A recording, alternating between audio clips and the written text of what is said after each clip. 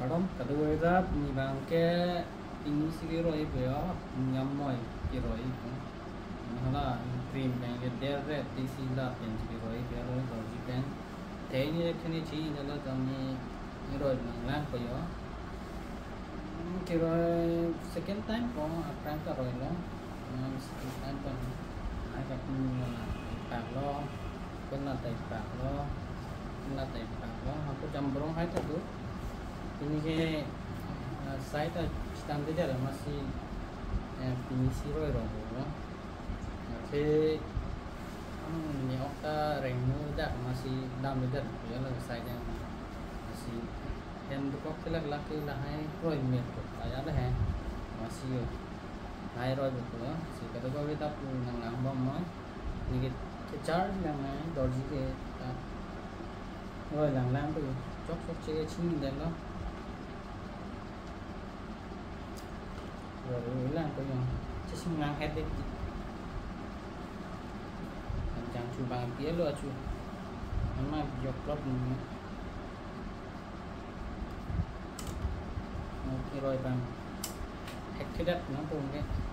chóc thì mà chút năng lắc thì anh xem nhá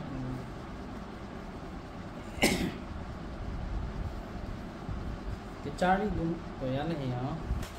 thế rồi là đi ta Charlie dun ahon bang ham iksian nanti api bang blue color hoy masih aki pe mang telong dia tipo na bang sinya turong yo komen lang than no mane tek tek ke ni Charlie lang kang rồi lang lang đây rồi mà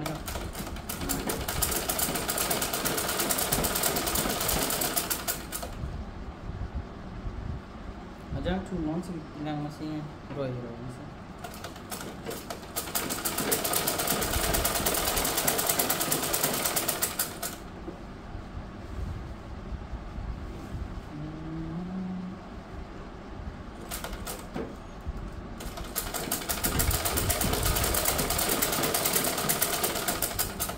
Charlie lang masih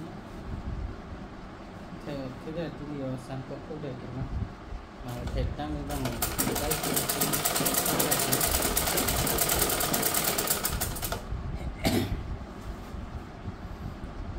tôi đang nghĩ mình đẹp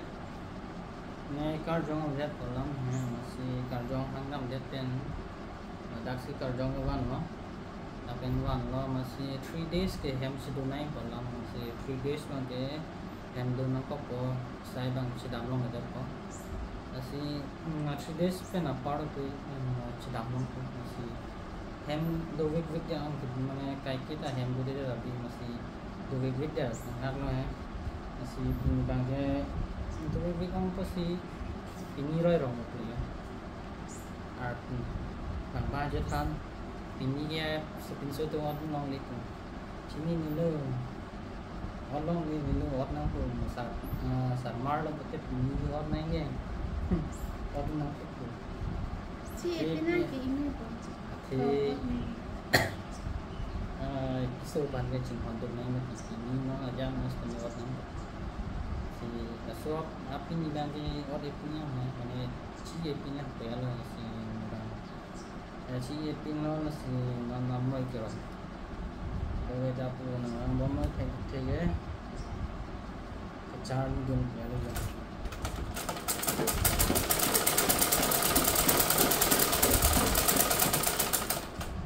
chok chỉ đẹp betul lah, komen lah mutan mau langsung kali. Ni sini lo kira kira lo, chok chỉ lang betul sih betul đẹp.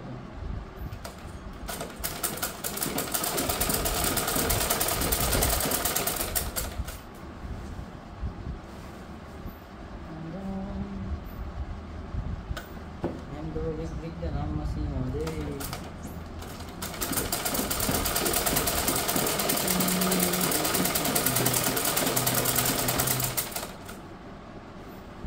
ज़्यादा साइड में चार्जिंग डाल नहीं है और सी नहीं मिला चार्जिंग दूँगा देखिए देता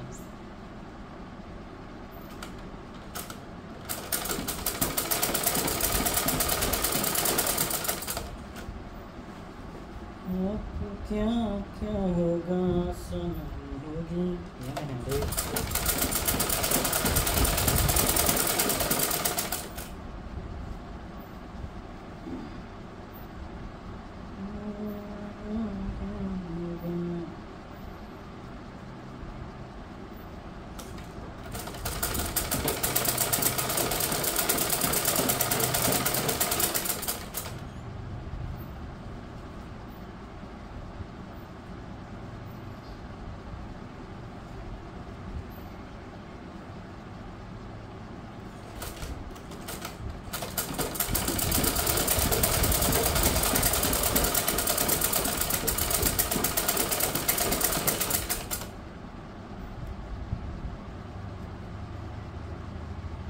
ini chicken kita tipe suka chicken kan aku ini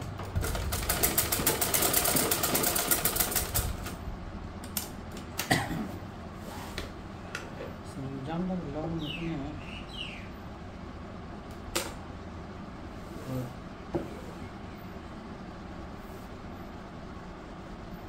ini sekira cepat juga mari ahon bang pulang itu lama ahon ini kalau rumah rumah ahon bang ini nampak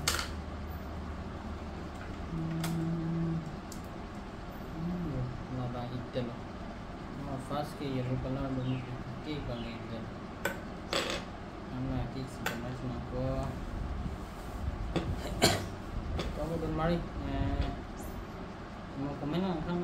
kita sini map ni po top right to deh si mari video bang dan dan lebih